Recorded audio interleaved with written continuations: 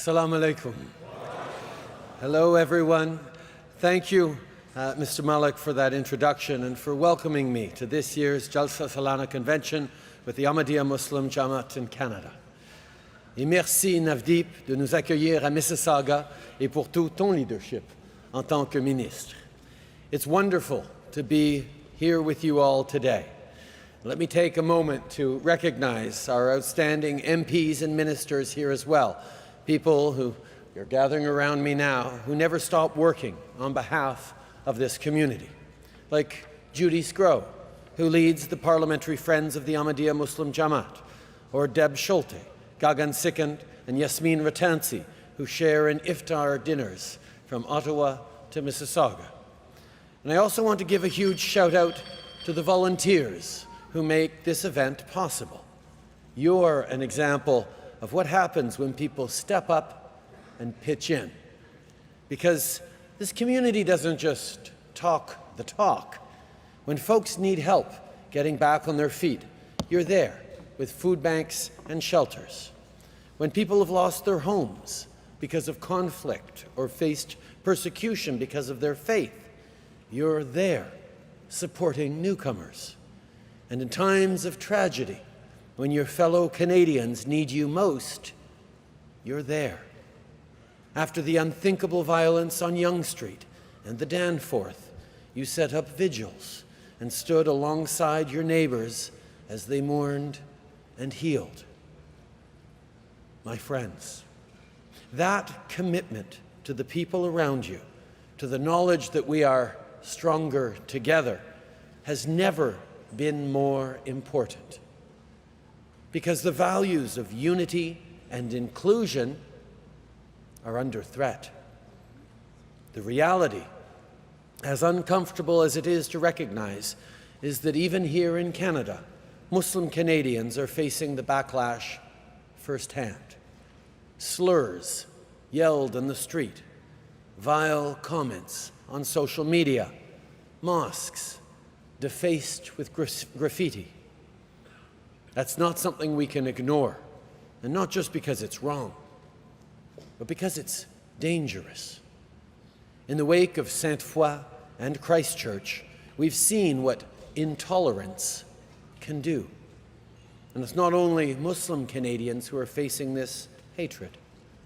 Just look at the toxic rhetoric rearing its head in the form of anti-Semitism, as Jewish communities experience threats, vandalism, and attacks. This is the time for all of us to act, and you are showing us the way forward.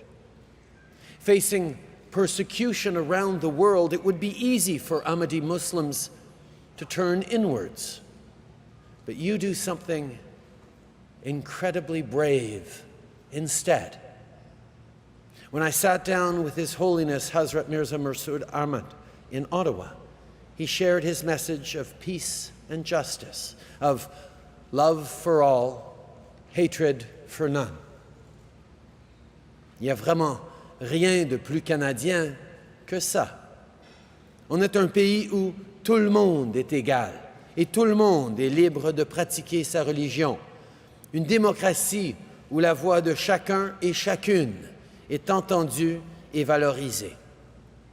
When our party created the Charter of Rights and Freedoms almost 40 years ago, it was because we knew that those vital rights and freedoms must never be called into question.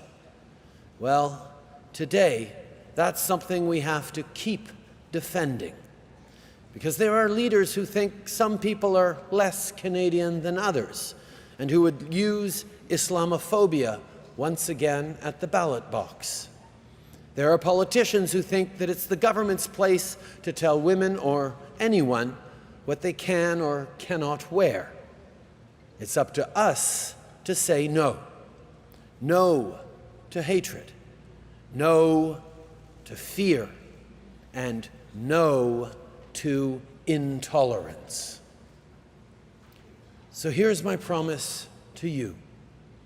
Just like you are there for your neighbors, we will be there for you. Whether it's Ruby Sahota joining the groundbreaking for the new mosque in Brampton, or Ikra Khalid, working with the Ahmadiyya Muslim Women Association.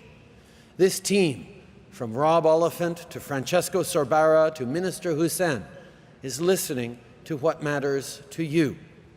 We will always stand with Muslim Canadians and with the Ahmadiyya community. We will always condemn Islamophobia, just like we condemn anti-Semitism and hatred in every form. And we will always speak up for freedom of religion and for human rights here in Canada and around the world. Bien sûr, on ne peut pas nous concentrer uniquement sur une seule partie de la vie des gens. Chaque personne, peu importe sa foi, mérite une chance égale de réussir. On a promis d'aider les gens de la classe moyenne et on tient parole, que ce soit avec l'allocation canadienne pour enfants qui met plus d'argent dans les poches des gens ou en investissant dans le transport collectif. We promised Canadians we would stand up for the middle class, and thanks to the hard work of people like Omar Al-Khabra, Salma Zahid, Kamal Kara, and Ramesh Sangha, that's exactly what we've done. Come October, Canadians will have a choice to make between continuing to move forward or going backwards. That's an important decision, because it's our chance to keep building a Canada where we celebrate the differences that make us stronger and where we look to the future with hope. Together, we can continue to make this country as generous, as kind, and as brave as your community. So thank you for everything you do as Ahmadiyya Muslims, but also as Canadians. Merci beaucoup, mes amis. May peace and blessings be upon you.